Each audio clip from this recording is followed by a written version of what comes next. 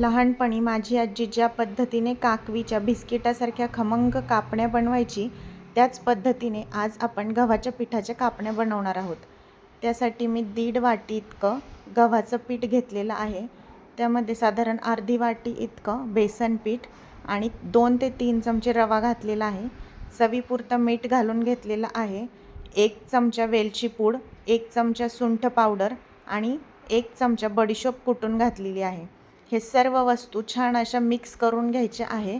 आणि आता यामध्ये मोहनासाठी 3 चमचे इतके पोह्याचे चमचे भरून तूप घेतलेलं आहे। तुपाने कापण्या खमंग खुसखुशीत होतात, तर तेल टाकलं तर कुरकुरीत होतात।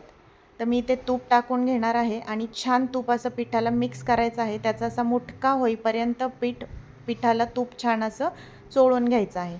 आता यामध्ये 1 वाटी भरून, ज्या वाटीने गव्हाचं पीठ मोजलं आहे त्याच वाटीने 1 वाटी इतकं काकवी मी यामध्ये घालून घेतलेली आहे। आणि आता या काकवीमध्येच हे गव्हाचं आणि बेसनाचं पीठ छान असं मळून घ्यायचं आहे। मला यासाठी इतकं परफेक्ट मेजरमेंट आहे की पाण्याची अजिबात गरज लागत नाही।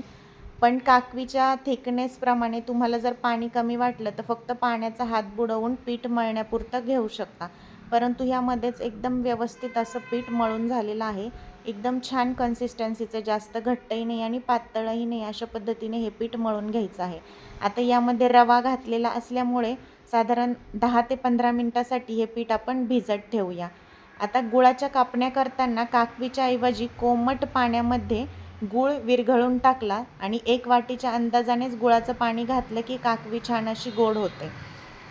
आता पीठ छान मुरलेलं आहे। आपण या पिठाचे असे 2 ते 3 उंडे करून घेऊया आणि लाटण्याच्या साहाय्याने व्यवस्थित लाटून घेऊया।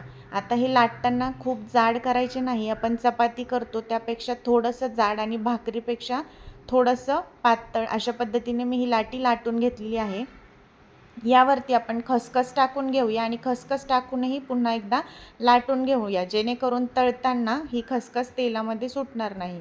दोन्हीही बाजूने मी ही खसखस लावून घेणार आहे आणि लाटणीने लाटून तिला पॅक करून टाकणार। आता लाटून झाल्यानंतर सुरीच्या साहाय्याने कापण्या साधारण डायमंड शेपच्या असतात, म्हणून त्या पद्धतीने मी चिरून घेतलेल्या आहेत।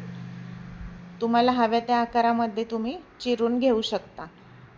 तुम्हाला माझे व्हिडिओज कसे वाटतात कमेंटमध्ये नक्की सांगत जा। ज्यांनी चॅनलला सबस्क्राईब केलं नाही त्यांनी नक्की चॅनलला यूट्यूबवरती सबस्क्राईब करा आणि फेसबुकवरतीही फॉलो करायला विसरू नका। रेसिपी आवडत असतील तर लाईक करत जा।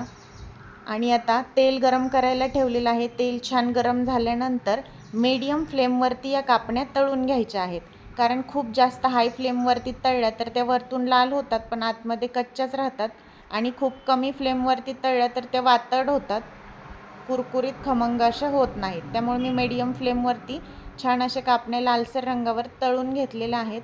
एकदम मस्त कलर आलेला आहेत आणि टेस्टी आणि खमंग म्हणाल तर खूपच अप्रतिम झालेल्या होत्या।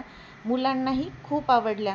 तुम्ही ही रेसिपी नक्की ट्राय करा। आता आषाढ महिना म्हटलं की तळण आणि त्यातला कापण्या हा म्हणजे मुख्य मेनू असतो, त्यासाठी मी हा करून दाखवला आहे। तुम्हीही ट्राय करा आणि तुमचंही कापण्या कशा झाल्या हे मला कमेंटमध्ये नक्की सांगा। धन्यवाद।